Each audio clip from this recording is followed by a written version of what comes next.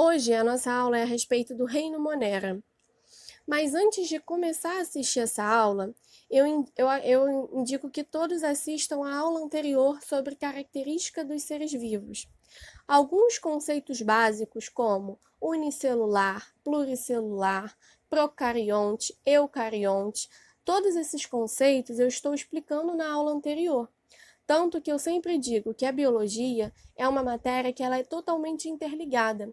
Então, para que você assista essa aula, o ideal é que você tenha anteriormente assistido a aula sobre a característica dos seres vivos, para que você, quando for assistir essa aula, já tenha em mente o significado, né, o conceito de algumas palavrinhas, como unicelular, procarionte, organelas, tá bom? Então, vamos começar a aula de hoje. Reino Monera. Os seres vivos, eles vão estar divididos em 5 grandes reinos. E quais são eles? O reino Monera, que é esse primeiro reino que a gente vai estudar na aula de hoje. E quem que está incluso dentro desse reino? As bactérias e as cianobactérias. Nós temos também o reino protista, que vão estar incluso todas as algas unicelulares e os protozoários. O reino fungi vai estar incluso todos os fungos. Nós temos o reino plantae, onde a gente vai ter desde algas pluricelulares até angiospermas, que são aquelas árvores, né? Aquelas plantas bem maiores. E o reino animalia, que é aquele reino onde estão todos os animais, desde as esponjas até os grandes mamíferos, tá bom? Então, nós temos 5 grandes reinos. E o reino que a gente vai estudar hoje é o reino Monera. E quem que está dentro desse reino Monera? Como eu já falei anteriormente, as bactérias e as cianobactérias. São elas que fazem parte desse reino. Esse reino, ele vai ter seres vivos muito simples. As bactérias são seres vivos simples. Elas são unicelulares. O que é unicelular? É aquele ser vivo que só tem uma única célula no seu corpo inteiro, tá bom? E eles vão ser procariontes. O que é um ser vivo com célula procarionte? A célula procarionte é uma célula muito simples, onde não tem núcleo.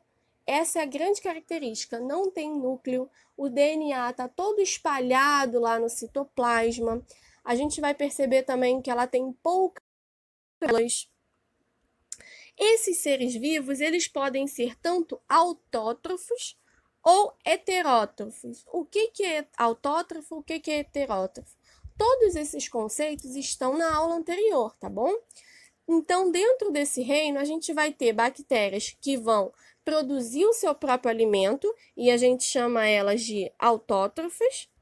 E nós vamos ter também bactérias que não produzem o seu próprio alimento, que elas vão precisar se alimentar de restos de outras matérias orgânicas, né, de outras bactérias. Seriam heterótrofos. E dentro desse reino, a gente vai ter tanto bactérias anaeróbias, que são aquelas bactérias que vão viver sem oxigênio, e nós vamos ter também bactérias que são aeróbicas, que vão precisar do oxigênio para poder sobreviver.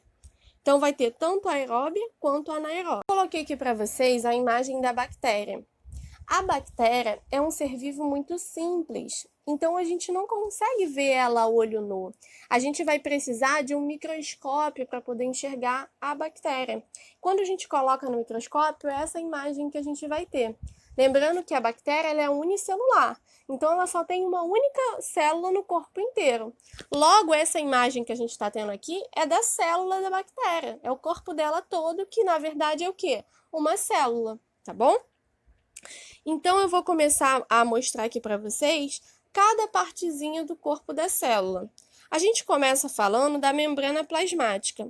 Lembra que eu falei com vocês que toda célula vai ter membrana plasmática? A bactéria também. Na composição, ela vai ter membrana plasmática, que nada mais é do que uma membrana que separa o que é de fora com o que é de dentro da célula. A gente vai ter também nas bactérias parede celular. O que é a parede celular? É uma outra camada. Então, começa com a membrana plasmática e tem uma outra camada que é a parede celular, que ela é um pouquinho mais rígida, mais resistente. E, por fim, a gente tem a cápsula, que é a terceira camada. Essa cápsula, nem todas as bactérias têm. Algumas bactérias vão ter cápsulas, outras bactérias não vão ter cápsula. Ela vai ser responsável por conferir uma proteção extra para a bactéria. Geralmente, quem tem as bactérias que têm cápsula são bactérias mais resistentes, mais fortes. Então, quando a pessoa está com uma doença que a bactéria tem a cápsula, é uma bactéria que é mais difícil de você combater. Você precisa tomar mais dias de antibiótico, não é com qualquer antibiótico que você combate.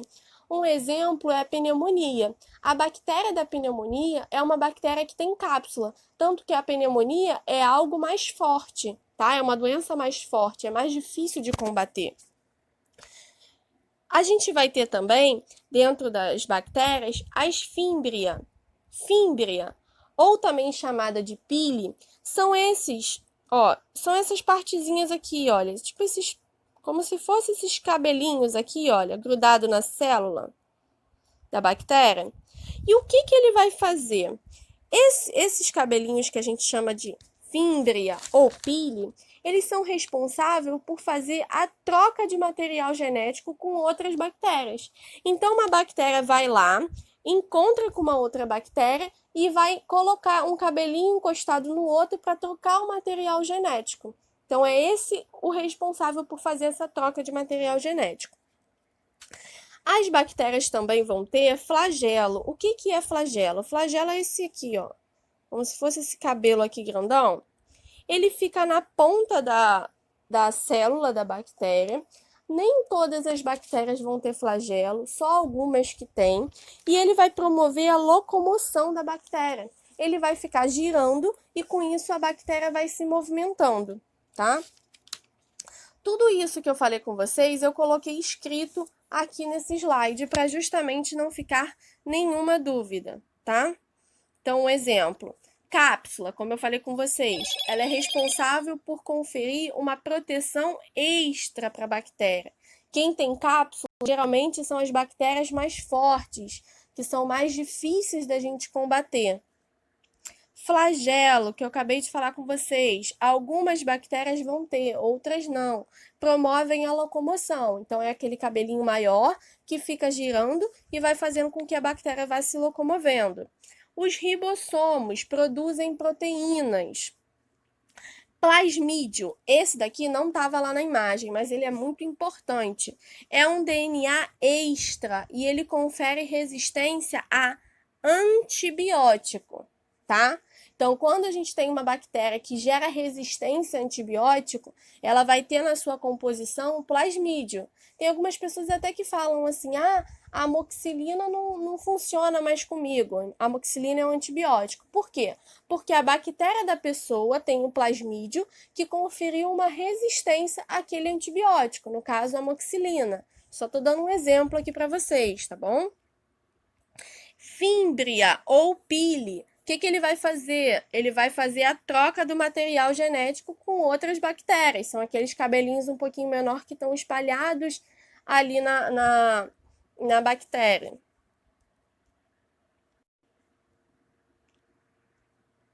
Seria a importância das bactérias na nossa vida? Primeiramente, na vida do homem. Como assim na vida do homem?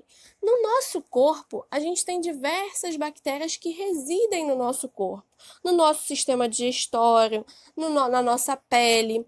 Tem muita gente que acha, quando a gente fala bactéria, só pensa para o lado ruim. Ah, bactéria é ruim. Não, as bactérias fazem bem. Através delas é que a gente vai ter uma produção de vitaminas no intestino. Ela vai conferir uma certa proteção na nossa pele. Então, o homem, o ser humano, ele tem várias bactérias no corpo que fazem bem para o seu corpo, tá bom? Nem sempre ela vai causar doença. A maioria das bactérias são inofensivas para o ser humano. Elas vivem na pele, no sistema digestório. Só algumas que vão, de fato, dar certas doenças, né? Conferir certas doenças. A gente tem também a importância das bactérias na produção em processos industriais. Então, quando a gente fala do iogurte, do queijo, esses processos industriais, a gente utiliza bactérias para que eles possam ser produzidos. Então, quando a gente tem um queijo, para que ele possa se tornar queijo, a gente utiliza bactérias para fazer a sua formação. O iogurte é a mesma coisa. Tem até eu me esqueci agora o nome. Ele se chama Yakult. O Yakult, se você pegar ele e ler a descrição dele, você vai ver lactobacilos, que nada mais é do que bactérias. Então, ele é constituído de bactérias, tá bom? É como se fosse um Danone, só que ele é em formato líquido. Ele faz lembrar um leite, tá? Ele é formado de lactobacilos, que seriam bactérias. Tanto que quando a pessoa está com algum tipo de problema no sistema digestório, as pessoas pedem para tomar isso, porque são bactérias boas, vamos dizer assim, né, que vão ajudar no organismo do ser humano. Além disso, a gente tem também a importância das bactérias na engenharia genética e biotecnologia. Então, na produção de insulina, na produção de medicamentos como hormônios, a gente também coloca ele na produção de algumas plantações para que eles possam combater algumas pragas. Olha quanta coisa boa que as bactérias fazem, né? Então tem muita gente que tem uma visão errada. Além disso, tem também na decomposição de matéria orgânica.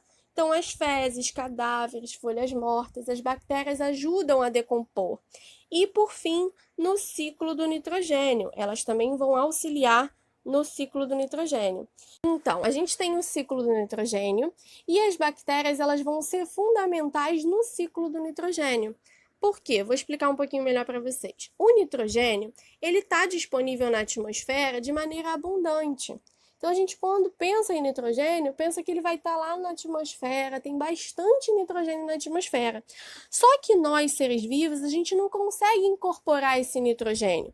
E quem vai ajudar a gente a incorporar esse nitrogênio vão ser as bactérias. E por que esse nitrogênio é tão importante para a gente? Porque é o nitrogênio que vai fazer a produção de proteínas, de DNA, de RNA, que são compostos básicos para que o ser vivo possa sobreviver, né? Então, o que a gente vai ter aqui? Algumas plantas que a gente chama de leguminosas. Por que elas são leguminosas? Um exemplo, o feijão, a soja, a ervilha. Elas vão ter nas suas raízes algumas bactérias que são do gênero Rhizobium.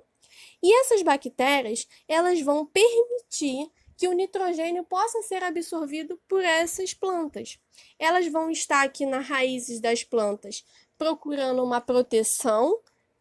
As plantas vão dar para ela ATP, que é energia, vão dar proteção, e em troca disso, as bactérias vão pegar esse nitrogênio que está disponível na natureza e vai fazer com que essas plantas possam absorver.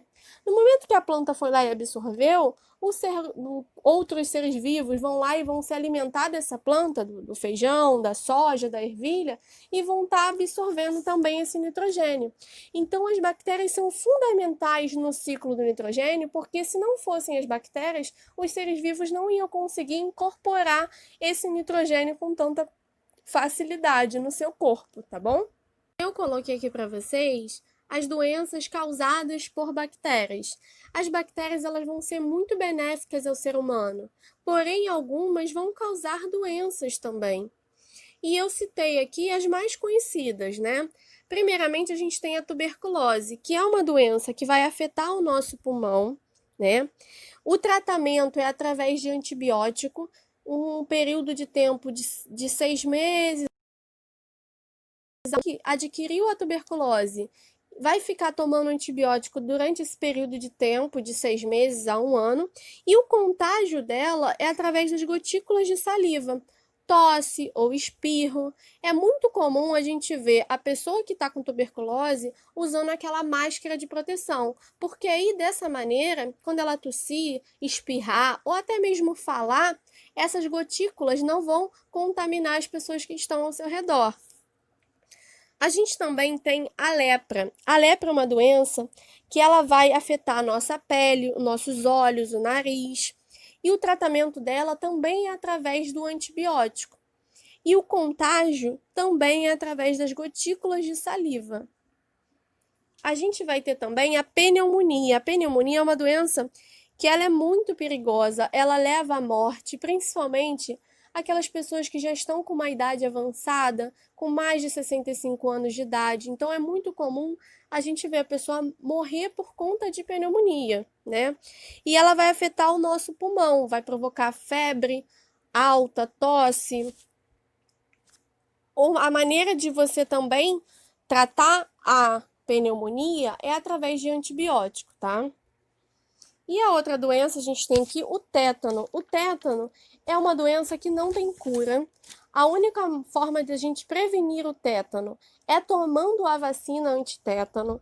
Isso é muito importante, porque essa vacina ela tem uma validade de mais ou menos 10 anos. Então, se você pegar a sua carteira de vacinação, ver que já passou de 10 anos que você tomou a vacina antitétano, procura um posto de saúde, renova essa vacina, porque o tétano, ele não tem uma cura, né? É só mesmo a gente prevenindo através da vacina. E a gente tem o contágio dele através da lesão na pele. Então, você tem um corte ali na pele, entrou em contato com algum local que está ali contaminado, você adquire tétano. A outra doença também causada por bactéria é a sífilis, que é através do contato sexual. Como é que a gente previne a sífilis? Utilizando a camisinha, tá? Uma maneira da gente tratar a sífilis é com antibióticos, penicilina. Isso são as formas de tratamento da sífilis, mas a prevenção é utilizando a camisinha. E por último, a leptospirose, que é através da urina do rato. O contato, muita gente tem costume, né, de chegar em casa, foi lá no mercado, comprou uma latinha de Coca-Cola, abriu, tomou, né? Não lavou, não fez nenhum tipo de higienização naquela latinha. Se um rato tiver passado por ali e tiver urinado, você automaticamente pega a leptospirose, porque você está tendo contato direto com a urina. Então, a leptospirose seria a urina do rato e os locais que estão contaminados com essa urina. Às vezes eu dei o exemplo da latinha, né? Mas poderia ser qualquer outro tipo de alimento, né? E o tratamento também é através de antibiótico. E com isso, nós encerramos mais uma aula de biologia e é só ficar atento nos próximos conteúdos, tá bom? Que estão por vir. Obrigada a todos.